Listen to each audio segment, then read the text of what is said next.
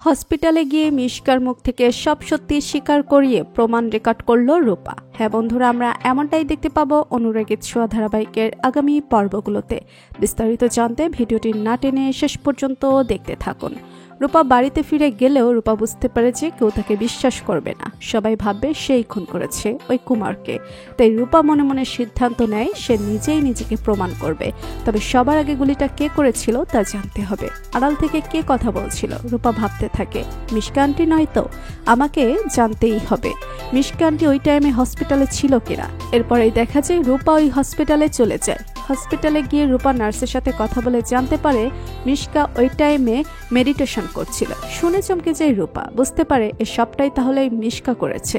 মিশকা আন্টির দ্বারা সব সম্ভব। হয়তো এই মিশকা আন্টি কোনো না কোনো ভাবে এই রুম থেকে বেরিয়েছে, কিন্তু কি করে আমাকে প্রমাণ জোগাড় করতেই হবে। এরপরে দেখা যায় মিশকা যখন অসুস্থ হয়ে শুয়ে থাকার ভান করতে থাকে, ঠিক তখনই রূপা কেবিনে ঢোকে এবং রূপা চারদিকে ভালো করে তাকিয়ে দেখেছে জালনার শিকগুলো ভাঙা আছে। রূপা বুঝতে পারে এই জালনা দিয়েই মিশকা পালিয়ে গিয়েছিল, আর তারপরে এই জালনা দিয়েই মিশকা ঢুকেছে।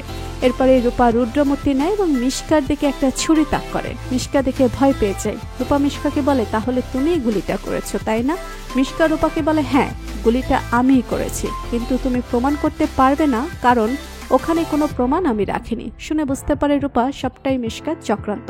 তাই রূপা নিজের ফোনটা বের করে এবং মিশকার সব কথাগুলো রেকর্ড করে নেয়। তো বন্ধুরা, তোমরা এটাই চাও তো যে এভাবেই যেন মিশকার মুখ থেকে সব সত্যি স্বীকার করিয়ে প্রমাণ রেকর্ড করে নিজেকে প্রমাণ করে রূপা? কমেন্ট করে জানিয়ে দাও তোমাদের মতামত। আর আমাদের চ্যানেলে নতুন হয়ে থাকলে চ্যানেলটি সাবস্ক্রাইব করে রাখুন, যেন অনুরাগীর ছোঁয়া ধারাবাহিকের আগামী পর্বের আপডেট ভিডিও সবার আগে পৌঁছে যায় আপনাদের কাছে। ধন্যবাদ সবাইকে।